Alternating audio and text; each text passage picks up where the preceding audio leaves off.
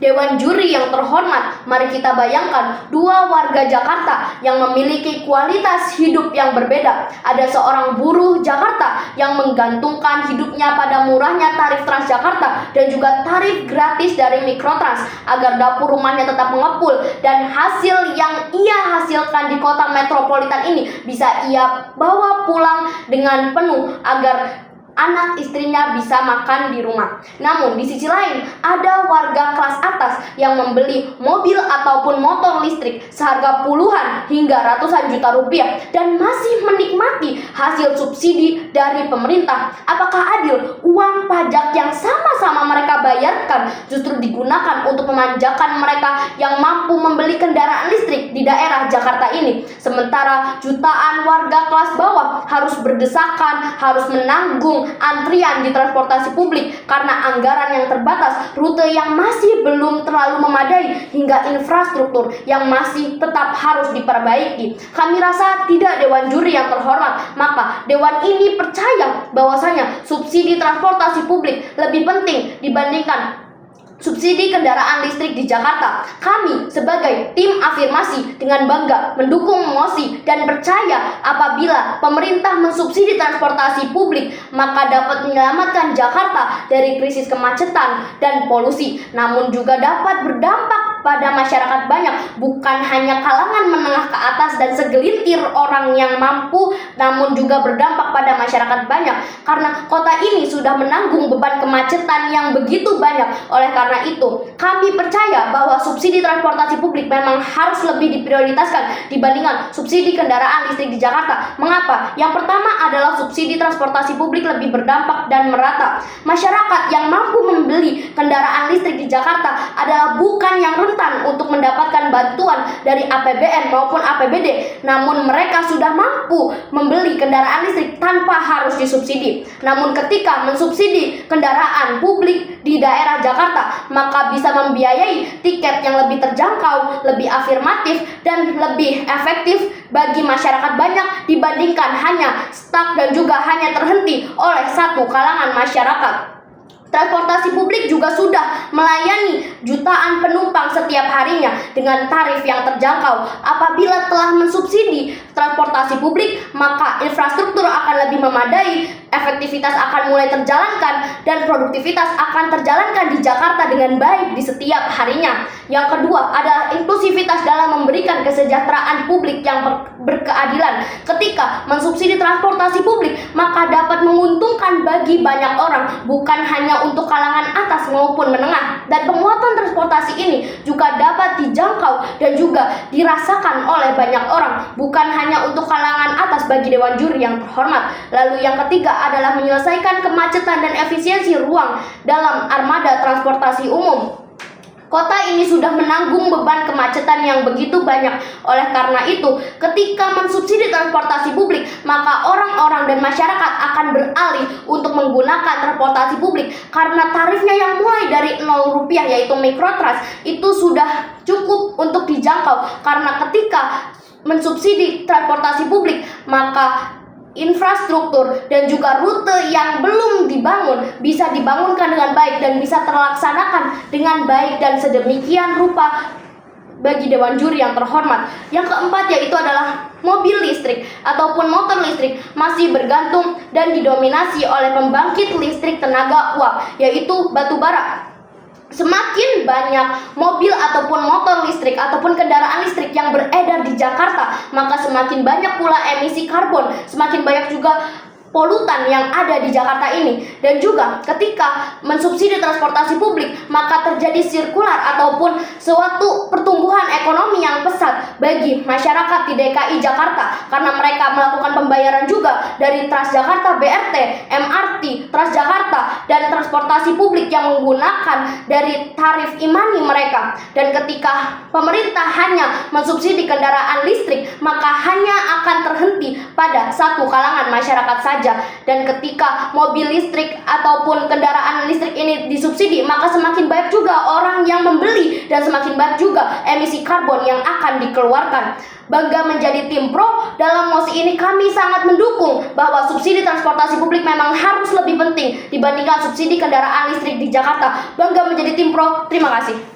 Jakarta kehilangan ratusan ribu jam kerja setiap hari karena kemacetan dan kualitas udara tetap buruk. Oleh karena itu, saya Anugrah Haidar Tufail sebagai pembicara kedua dari tim afirmasi akan memaparkan terkait dengan subsidi transportasi publik harus lebih diprioritaskan daripada subsidi kendaraan listrik pribadi. Kita tahu bahwa Jakarta menghadapi kemacetan berat, polusi udara melebihi batas aman, dan ketimpangan akses transportasi antar wilayah dan kelompok sosial. Anggaran publik terbatas sehingga keputusan subsidi harus memberikan manfaat terbesar bagi keseluruhan warga. Artinya, kita perlu mengurangi kemacetan dan emisi, meningkatkan aksesibilitas, serta memperbaiki produktivitas kota. Subsidi transportasi publik seperti MRT, LRT, BRT, angkutan feeder, integrasi tarif menargetkan solusi sistematik menaikkan kapasitas, keterandalan, dan keterjangkauan. Sedangkan subsidi kendaraan listrik pribadi lebih menguntungkan pemilik mobil dan cenderung mempertahankan jumlah kendaraan di jalan. Oleh karena itu, subsidi publik harus diprioritaskan untuk transportasi umum dan perlu memberikan manfaat yang sebagai berikut. Yang pertama, yakni efisiensi pengurangan kemacetan dan emisi per anggaran.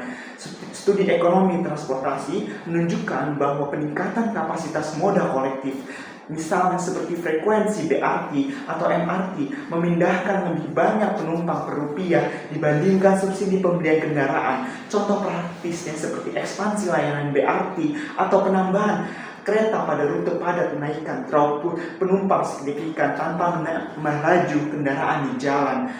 Dengan menyediakan alternatif yang cepat dan andal, publik beralih dari mobil pribadi ke angkutan massal sehingga jumlah kendaraan pribadi berkurang, menurunkan kemacetan dan emisi per kilometer jalan. Sedangkan subsidi kendaraan listrik hanya mengganti sumber tenaga kendaraan tanpa mengurangi jumlah kendaraan. Kaitannya apa? Karena anggaran terbatas, prioritas pada transportasi publik memberikan timbal balik yang jelas lebih tinggi untuk menurunkan kemacetan dan emisi, yakni ini adalah tujuan dari inti mosi kita. Lalu poin yang kedua, kita dapat memberikan subsidi ke transportasi publik, memanfaatkan keadilan sosial dan distribusi manfaat. Artinya di sini data mobilitas Jakarta menunjukkan bahwa pemilik mobil pribadi cenderung dari kelompok menengah atas, mayoritas warga miskin, dan pekerja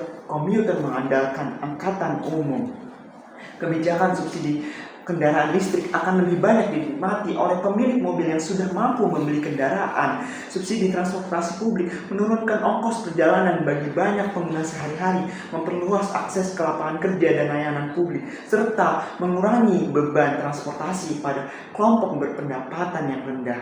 Penggunaan dana publik harus adil dan pro mayoritas, mendukung layanan yang banyak dipakai, memperbesar dampak sosial dan kesejahteraan sejalan dengan prinsip keadilan yang digunakan dalam debat kali ini. Lalu poin yang ketiga, dampak lingkungan menyeluruh. Analisis life cycle menunjukkan bahwa manfaat emisi dari kendaraan listrik tergantung pada sumber listrik dan produksi baterai. Jika listrik masih sebagian besar dari bahan bakar fosil, pengurangan emisi global terbatas. Studi kota-kota besar menunjukkan modal shift atau perpindahan pengguna dari mobil pribadi ke angkutan umum memberikan pengurangan emisi per penumpang lebih besar daripada elektrifikasi kendaraan pribadi. Penjelasannya yakni transportasi publik listrik atau bersih mengurangi total emisi per penumpang sekaligus mengurangi jumlah kendaraan di jalan. Sementara itu, kendaraan listrik pribadi yang jumlahnya tetap besar masih menghasilkan kemacetan, konsumsi ruang, dan dampak lingkungan produksi baterai. Untuk tujuan kualitas udara dan iklim Jakarta, subsidi mendorong perpindahan modal ke transportasi publik memberikan pengurangan emisi yang lebih nyata dan menyeluruh dibandingkan subsidi ke kendaraan listrik pribadi. Lalu berdasarkan efisiensi anggaran untuk mengurangi kemacetan dan emisi, aspek keadilan sosial, dampak lingkungan menyeluruh, pemanfaatan ruang kota, serta skalabilitas kebijakan, subsidi transportasi publik jelas lebih penting bagi Jakarta daripada subsidi kendaraan listrik pribadi. Oleh karena itu, sebagai pembicara afirmasi, saya menegaskan prioritas anggaran harus diarahkan untuk memperkuat dan mensubsidi transportasi publik demi manfaat luas dan berkelanjutan bagi warga Jakarta. Dewan Juri yang terhormat, di sini saya sebagai pembicara ketiga dari tim afirmasi tidak akan membuat argumentasi baru, melainkan di sini saya akan menegaskan kembali poin-poin argumentasi yang telah disampaikan oleh pembicara pertama dan juga pembicara kedua tim afirmasi. Sekaligus di sini kami akan menegaskan mengapa mosi ini layak diafirmasi dan juga mengapa tim kami layak dimenangkan Dewan Juri sekalian. Subsidi transportasi publik lebih penting dibanding subsidi kendaraan listrik di Jakarta. Mengapa? Kami percaya dengan subsidi transportasi publik dapat menyelamatkan Jakarta daripada masalah utama yang selama ini dialami, yaitu kemacetan dan juga polusi. Yang dimana sebagai warga kota Jakarta kita sudah tidak asing lagi dengan masalah tersebut dan bahkan setiap hari menghadapinya. Dan mengapa kami yakin bahwa dengan subsidi transportasi publik lah yang menjadi solusi utama daripada permasalahan tersebut.